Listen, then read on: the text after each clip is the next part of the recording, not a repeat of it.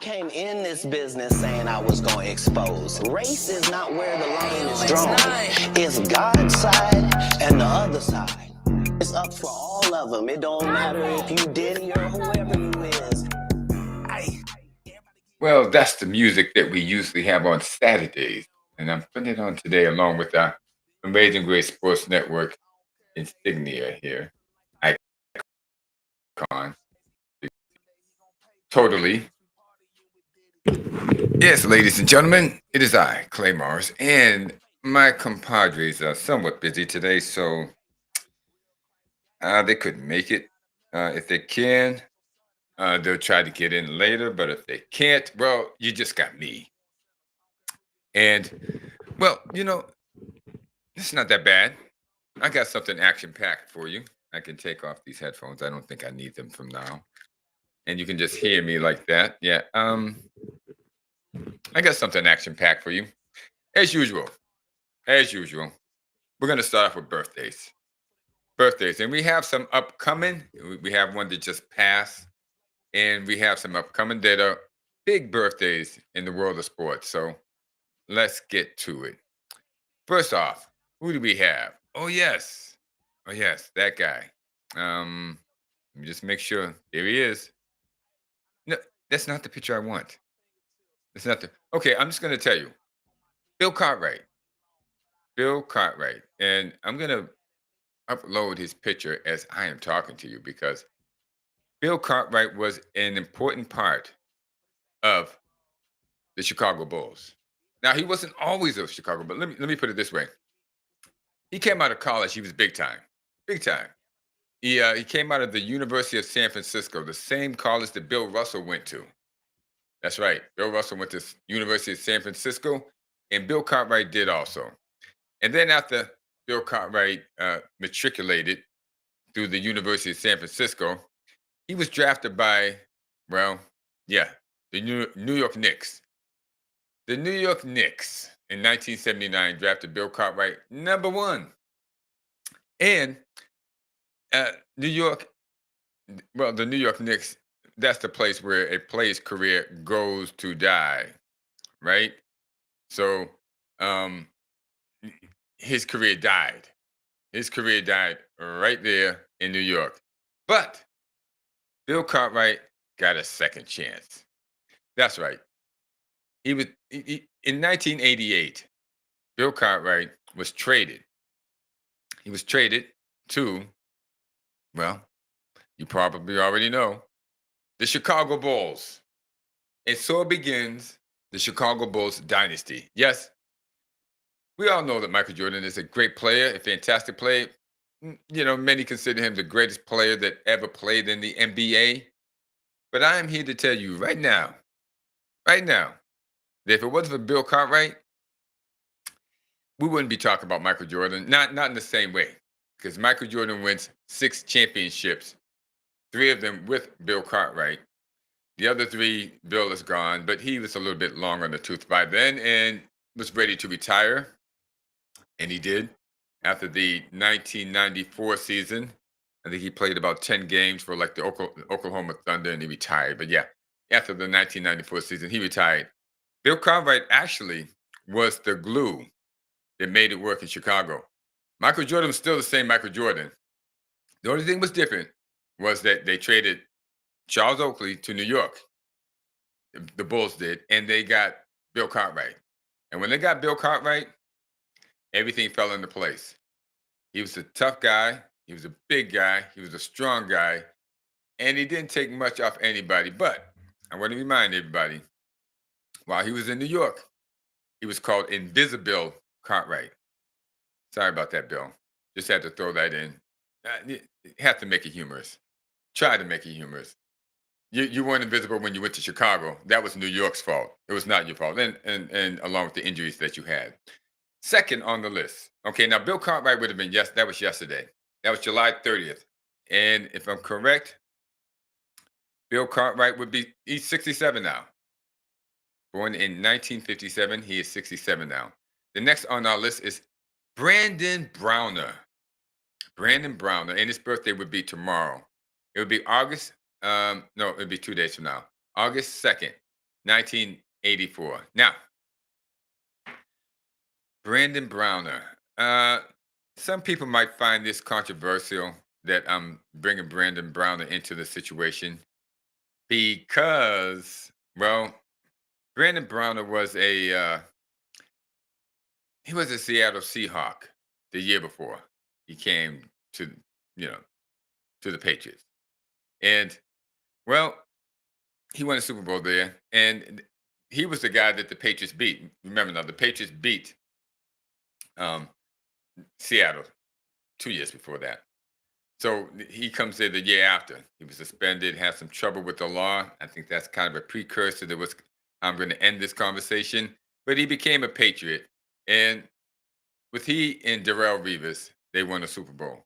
Now, currently, if I'm not mistaken, Mr. Browner is serving a prison term for attempted murder.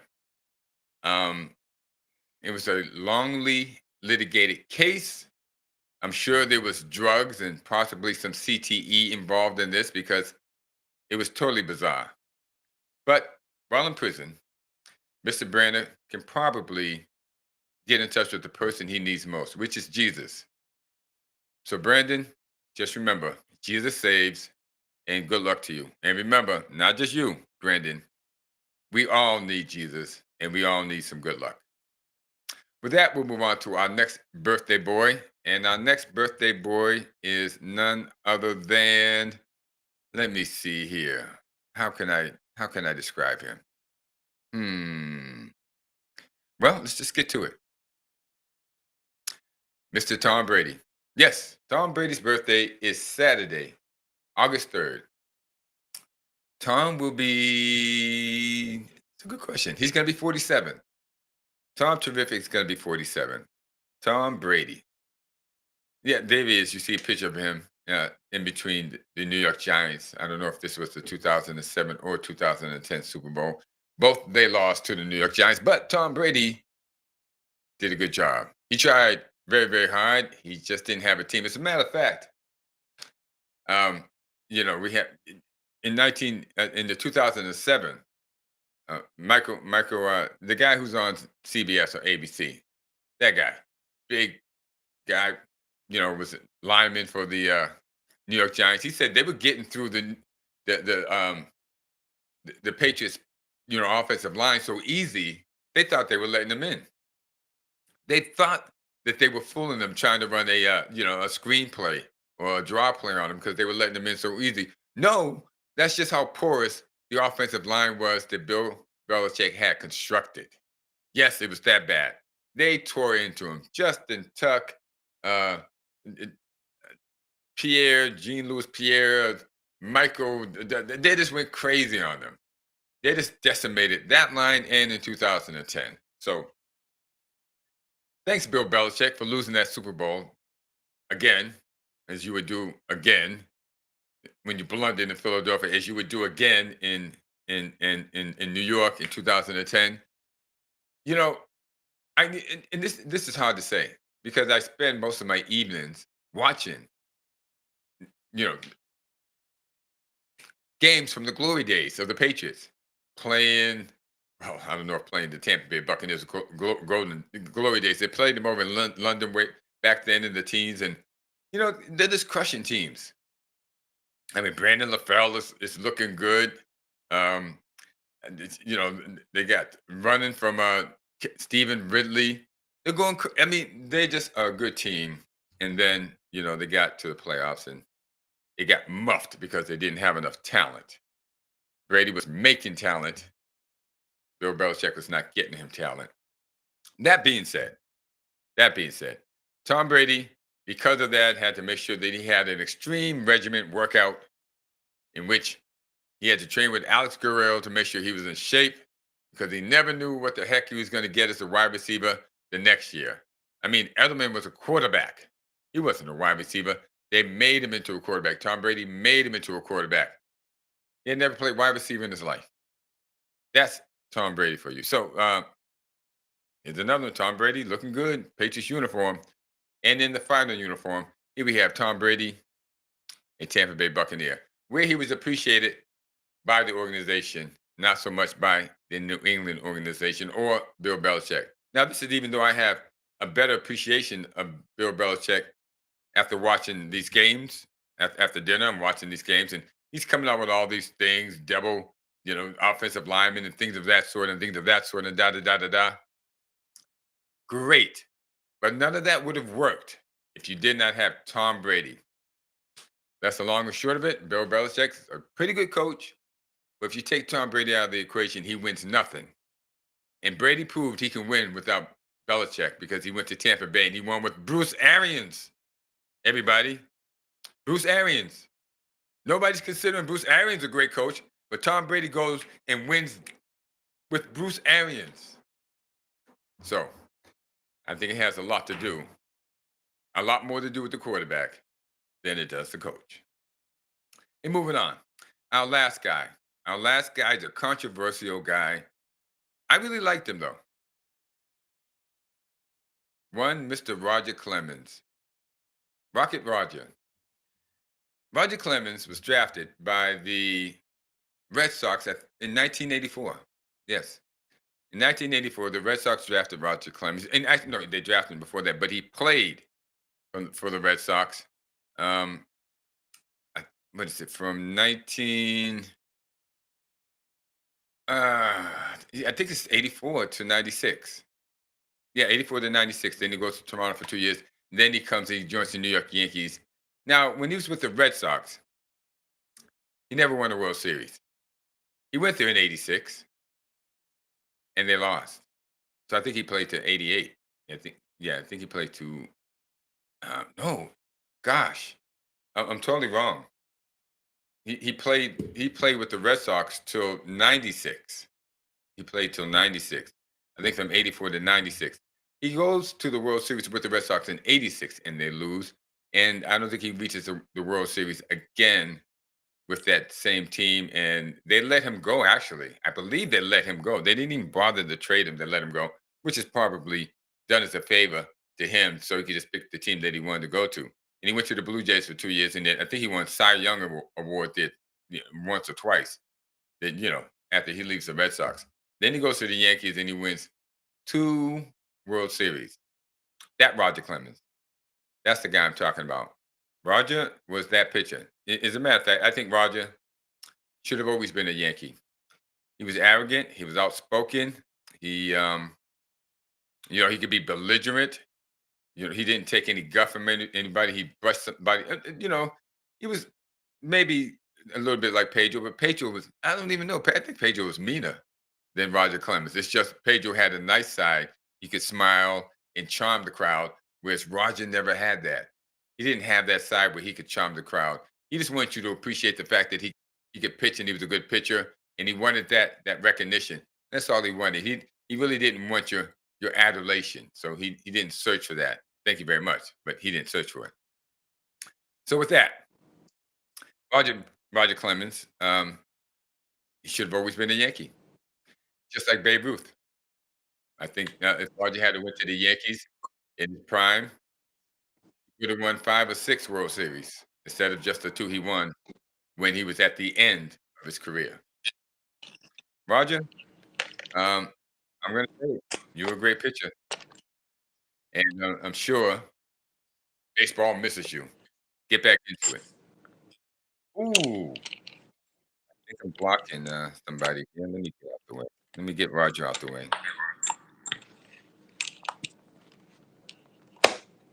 There we go. Mr. James. Sir, Hear me.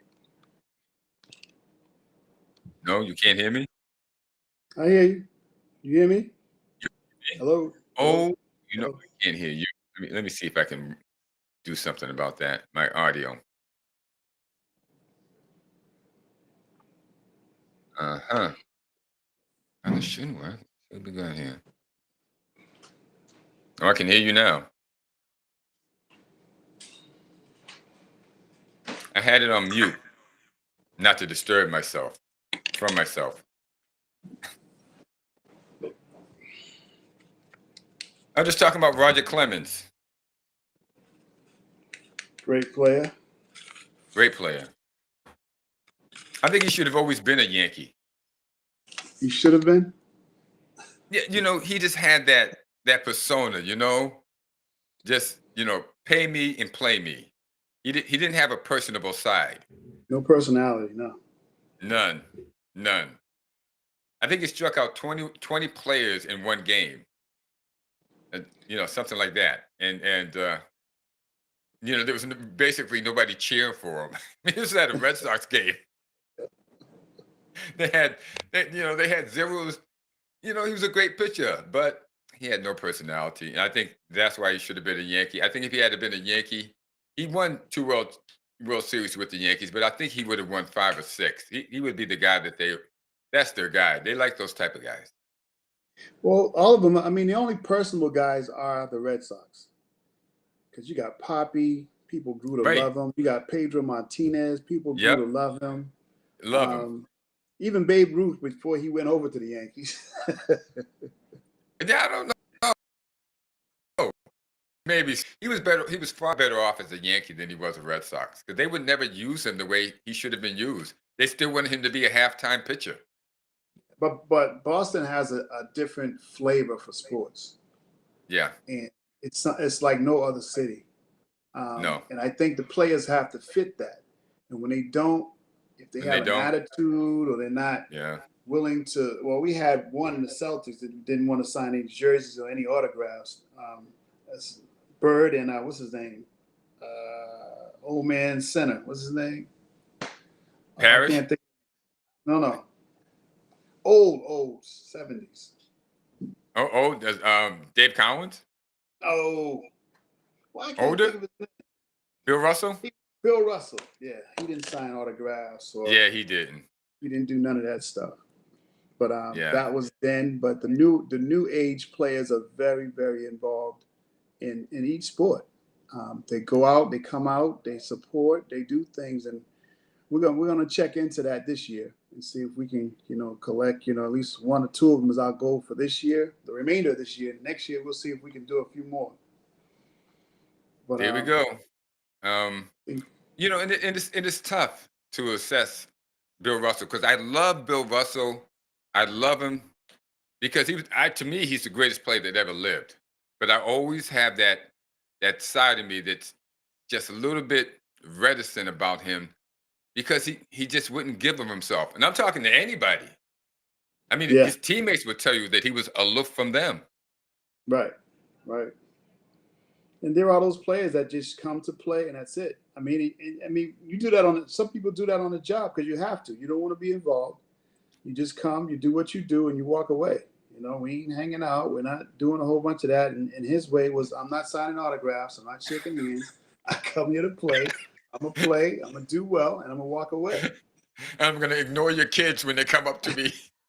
That's a little hard. I'm going to ignore you too. I'm not just your kids. It's not just your kids. I'm going to ignore you. It's not just that man or that woman. It's going to be everybody. Everybody. He was complicated. He was very complicated. I've read a couple of his books, and he comes off complicated even in his books. But I'm going to tell you, if you ever read one of his books, you will be impressed by his mind. His mind is unbelievable, but his personality, holy gosh. But it's like those guys or those young ladies who are very, very talented don't necessarily have a personality. Don't necessarily have a personality. So they are so into their art of whatever it is. He called it his craft. Yeah, but that's all they did growing up. A lot of them is whatever they did. They perfected what they did. And they didn't have time to deal or be with kids or other people. So when they grow up, they're only a big kid now in a grown person's body that never developed, community. That's the way to look at it. I think he's the greatest player that ever lived. It's a shame he doesn't get the recognition. For sure. 11 championships. Nobody can show you his signature signed or nothing. No, he won't sign. He never. Not on a piece of. I remember meeting Tom Sanders. He came out to watch down the field. We used to have Little League softball games down the Franklin Field, and Sanders would show up, and Sam Jones or Casey Jones, and yeah, Casey Jones is very into the community. Yeah. If you brought a paper bag over to him and said, "Could you sign it?" They would sign your paper bag. Your paper bag, your arm. Yeah, anything. Yeah. So I think he's the best player, but well, I just have to move on from there because when you got 11 championships in 13 years, man, you're the best. Yeah. You're the best. Yeah, you did the job. Did the job. Well, we went through the birthdays. Tom Brady's birthday. Whose birthday? Tom Brady's. Oh, no, that's Brandon Brown. Tom Brady. This guy here. This guy's sandwiched between those linemen. I ain't scared. Tom Terrific. His birthday is Saturday, August 3rd. And I don't know. I mean, you can add what you think about, because I spend most of my nights after dinner watching, I hate to say this, but old Patriots games. I guess they're old because they're back in the, the 2000 and teens. But I mean, it seems like yesterday. And I'm going to tell you, I got a better appreciation of Bill Belichick. I got a better appreciation of Bill Belichick watching these games from 2010, 11, 12, 13, 14, 15, 16, 17, and 18, which was the last one they won. But, I mean, just unbelievable. I mean, it's just the consistency is unbelievable. I'm going to say this. It's easy. It's hurtful to grow, and it's easy to quit. And that goes in all facets of life. And as we grow, it's painful to adjust and hear. But when we quit, we'll always regret. You know what I'm saying? We'll always regret it. We will always regret it. So as far as the Patriots go, Tom grew constantly to become one of the greatest quarterback in the history of football, with a coach that developed him. But once they reached a certain point, that's when the collision begins. You know what I'm saying? Because who's better, the coach or the player? So I mean, I don't know if there should be a timeline where, okay, if you get a winning squad and we do 5-10 years, we might need to break it up. Let's not go 20 because it get ugly. And it's hard for the fans, because now we expect to, see Mayo, which I don't know if he's going to be able to, do the same, but we're looking for the best from him, and at least he'll just give us what you got. If there need to be adjustments and you need to go, then guess what? They're going to let you know you need to go. They're going to let you know you need to go. Yeah, give us what you got. That's all. They already had trouble. Judon walked on. What's going on? They didn't give him a contract yet. How do you not give that man a contract? But you gave Drake May a contract. We're going to go down the Drake May trail later on. But ladies and gentlemen, we're going to talk about something that's, okay, I think what I'm trying to say is this. The Amazing Grace Sports Network, and you see there in our banner, it says passion, spirituality, and unity. And that's the basic foundation of our platform. We had a situation the other day in Paris where somehow the organizers of the opening of it thought it was fair game to mock Jesus Christ in the Last Supper. And I'm just appalled at it. And I wanted to express my displeasure at it, because there's a lot of Christians in that game that are participating in the Olympic Games, and they, this whole thing of mocking Christianity seems to be okay. I don't know where they get this from. I don't see them doing this to any other religion, but I'm appalled by it, and I'm appalled by the people who try to explain it away as if it bothers you, that's your problem. So I wanted to express my outrage about it, and let other Christians know that Jesus Christ is the Lord, and we believe in that here on the Amazing Grace Sports Network. And well, I know it upset me pretty much. I totally despise that. I feel like the door was opened in one of the award show when all the rappers sat at a table and did something similar. Yeah. They will cry out if you talk Jesus. If you talk Jesus on any airway, they'll cry out that I'm an atheist and I don't want to hear that. It's freedom. It's not freedom of speech for that, but it's freedom of speech for this. But that just was not the place for that. If you guys put your own platform together, it wasn't for America to see. It was what you do. It's not what everybody does.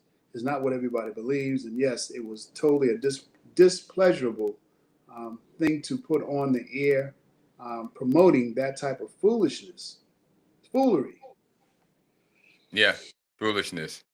And I want Christians to know that you are under attack. Yes, it's not your imagination. I don't see them doing this to Judaism. I don't see them doing this to Hindu. I don't see them doing this to Islam or even Buddhism, who's the most peaceful ones. I mean, they abhor. I mean, they live by. I mean, they save ants and insects that crawl into their house. They pick them up and take them out. But we just, if you're not, you can't go around just mocking people because you know because you think you can. It's just not right. It's wrong. And there are millions and millions of Christians who have died, have been persecuted. And for you to make fun of them in their religion and the religion that they died for, it's just terrible taste. And you got to stop it. You got to stop it. And us Christians know that you're doing it. And the tide is rising. So, Satan, as you push all this stuff on us, the Baphomet that Cat Williams talked about, all this craziness that we're supposed to embrace. Okay, listen, we don't hate anybody. Christians don't hate anybody. We don't agree with a lot of things, but we don't put on a show like you did and try to make fun of you the way you did. That you would say that's intolerant, but you're not very tolerant of us, and so that needs to be addressed. Now, One thing I want to add this. 2 Corinthians 10:4-5. It says, the most important battle we will fight is not physical or mental. It is the spiritual warfare we undergo as devoted followers of God. When the strength and conviction of our faith are continuously tested in this battle, we face not only external forces, but those in passions within ourselves that may stay from the path of righteousness. Thankfully, we can look to the wisdom of Scripture and the armor of God to encourage us in the spiritual war. So the warfare is visual now. You know what I'm saying? It's not, somebody's going to walk through your door, but it's in your ears, it's in your eyes. You're hearing it, you're seeing it, and it moves your spirit. You know, in ways that you could never understand. Right. So we got to know that that's a dangerous place to be if you're not covered. So you have to cover. Amen. Be covered Amen. with the blood of Jesus by repenting for your sins and staying connected. None of us are perfect. None of us are perfect, and we don't perfect to be perfect. But we got to know that in this day and time, that Satan is loose on this world, and he's causing division in all kinds of ways. And through the media, through the music, and now through the Olympics, we're seeing it more and more and more. So we have to guard ourselves with the armor of God, based on doing what we know is right to do. And be a part of somebody's church. Do something. Please, yes. Get your hearts right, get your minds right, because this world it's not folding up too well right now. It's not holding up, and read your Bible, say your prayers, and get into a church. Get into a church and pray with the Lord Jesus as you're backing, because Christians, you have a power, and that's the reason why you're attacked. Christians, you have a power. You've been given a power, and they're scared of that. You have the power to calm the world. You have the power to give peace to the world. You have power to bring peace to the world. And you have to do that by loving one another. Not loving what people do wrong, but loving them as a person. We don't have to love when somebody does something wrong. We don't have to love what they do wrong. Because see, I'm a sinner. I was an alcoholic. Somebody loved me, they would have been loving an alcoholic. But if you love me for the person that I was until I grew out of my alcoholism, then you got that person. See, we all have faults. We all are doing things wrong that we need to repent for and to get out of. I wouldn't have wanted somebody to love me as an alcoholic, but just love me as a person. And that's the way we love you and everybody else in this world. We love you as a person.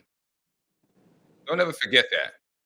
If you think we're the enemy because we don't agree with what you're doing, it doesn't mean we don't love you. All right. Moving on. What we got? Moving on. The Red Sox were on a run for a minute. Then they messed around and beat San Francisco, and then they messed around and lost to San Francisco, and then they messed around, and what's going on now? They didn't get pitching fast enough. They got a new pitcher. They didn't get pitching fast enough. They should have been trying to lock down these pitchers during the All-Star week while everyone was like relaxing. They should have been contacting teams and knocking on doors and banging on windows, asking for, doing whatever they could to get some pitching, because they needed to hit it full stride when they came back from the All-Star break. And when they didn't, now they're in a slump. Well, they do have one now. Didn't they pick up somebody else too? They picked up a bunch of people. They picked up a bunch of people. Well, they did. So they're doing something, right? They're doing something. They picked up a bunch of people, but is it, I'm hoping that it's not too late. It's not too late. They're only, since the All-Star game was what, July 20th or so? So we're talking, I think they've only won 2 games since the All-Star break. They've been on a record losing streak here. Oh, my God. I think they played 10. That means they've lost 8 and won 2. They got a ways to go, man. I mean, hey. That's the way it goes. I mean, they traded for right-handed pitcher Lucas Sims, Cincinnati. I don't know who this guy is. Anybody ever heard of him? No. But that was most of the baseball team. Well, and we also got a guy named Luis Garcia from Matthew Lugo. We traded to Los Angeles Angels, and we got. Anybody ever heard of Luis Garcia? I mean, I could be wrong. I mean, but they sent right-handed Alex Spears to Worcester. They signed Peyton.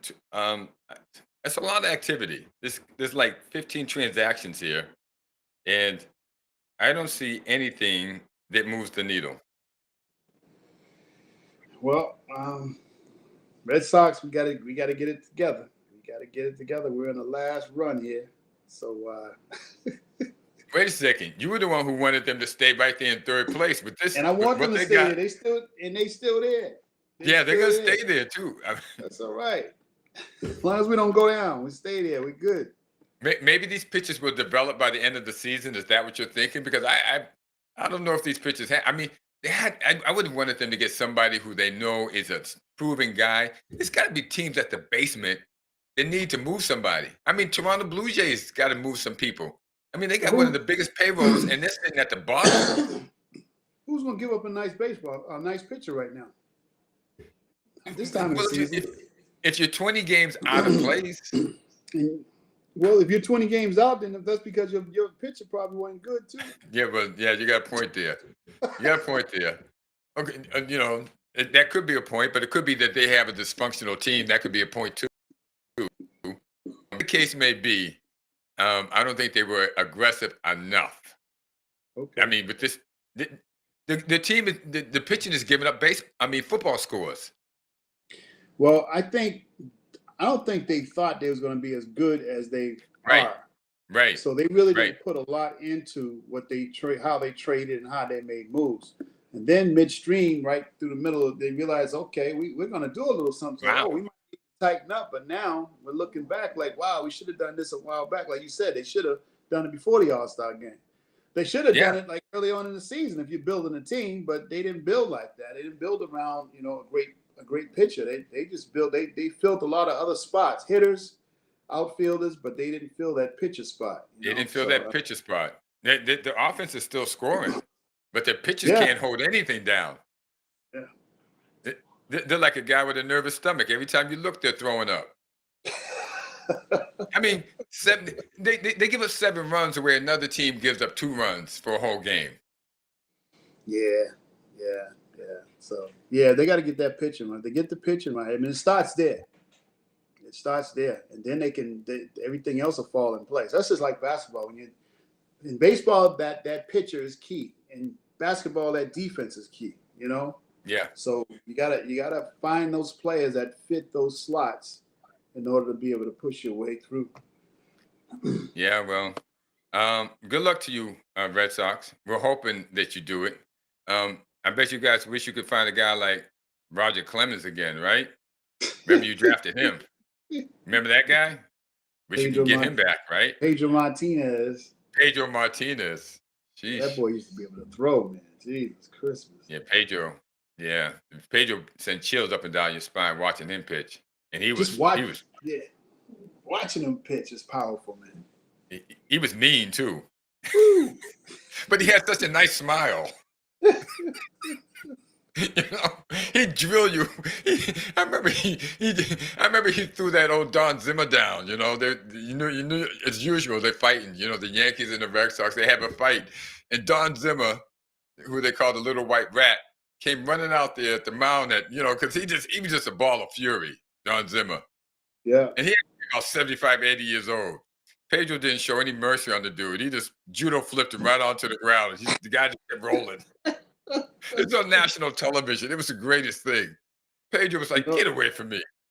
You don't run at nobody like that. Don't run at nobody like that. I don't care how old you are. Yeah, don't be running at me. Yeah. Are we done with the Red Sox? I guess we're done with the Red Sox. Listen, because right now it's wait, hope, and see, right? That's it. Stay in third place, Red Sox. Let's tighten up. Let's get everybody up from the minor leagues into the major so we can see what they got. And let's roll. Let's roll. It's time. Might as well bring them up, see what they got. Moving on to the New England Patriots. And I'm still mad about when they knew they were going to get Joe Milton in the end. Because now reports are coming out of camp that Drake May is terrible under pressure. Uh-oh. Now, you could have got a boatload for this guy. 2 number 1s, 2 number 2s, 2 number 3s. But this just went on and on. Everybody wanted to give the Patriots something for this third pick. And they drafted, and the guy that I was touting the whole time, Joe Milton, they drafted in the 6th round. If you were going to do that, well, maybe you were scared he wasn't going to be there. Okay, draft him in the 5th round, or draft him in the 4th round, but still get the 2 number 1 picks, and you could trade them away for whatever you want to do. But you would have had a boatload of talent coming in. It's a Belichick thing called trading down. What do you think about this, Eric? Well, we have a whole new system over here now. Yep. And obviously their studies were different. So what? They traded up. Oh gosh.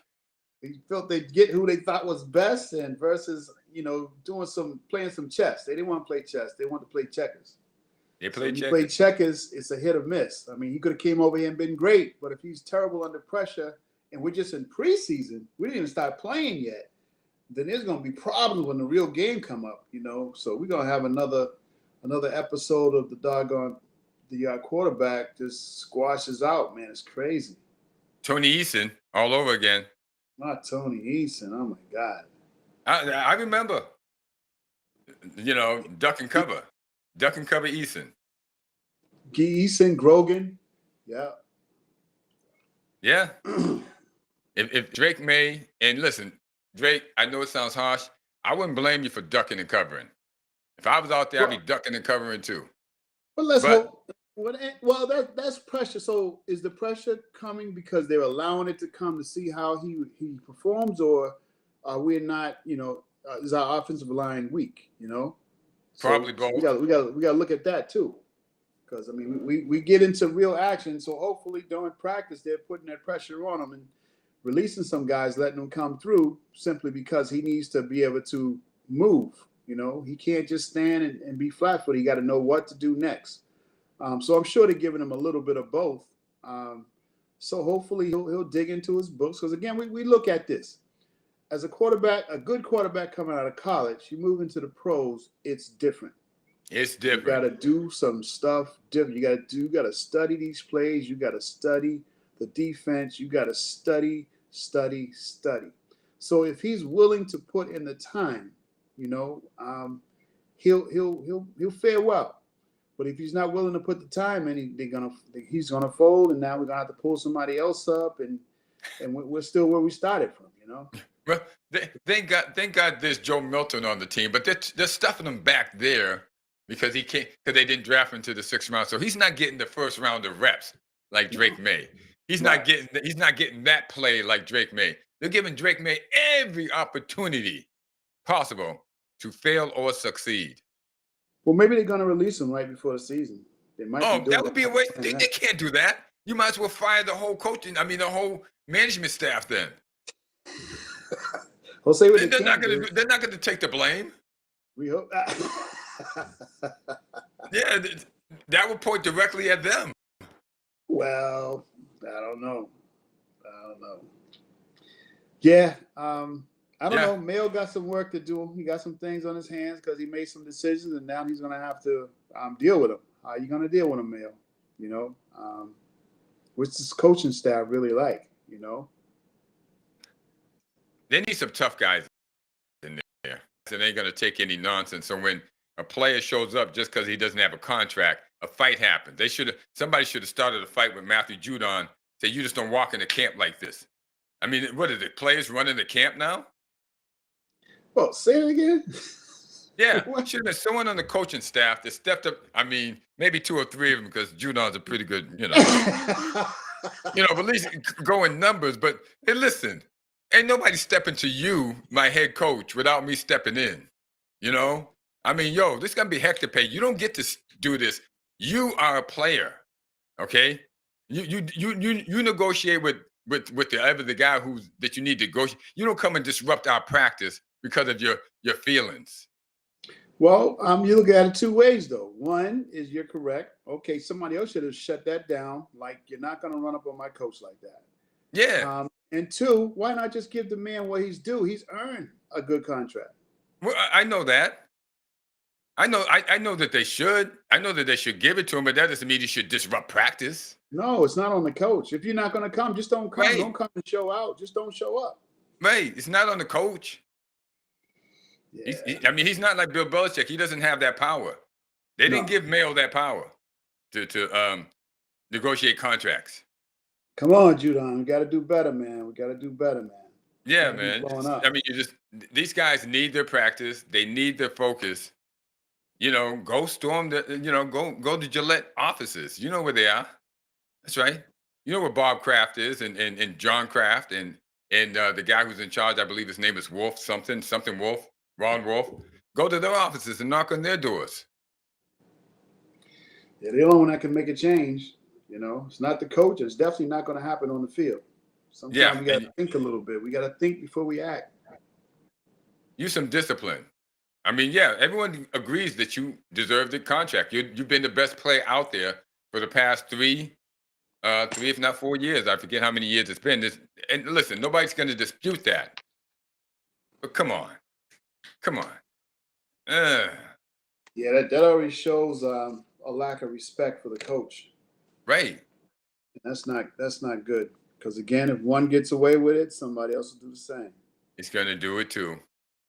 Somebody else will do the same. That's not good. Come on, Matt Judon. We got to do better than that, bro.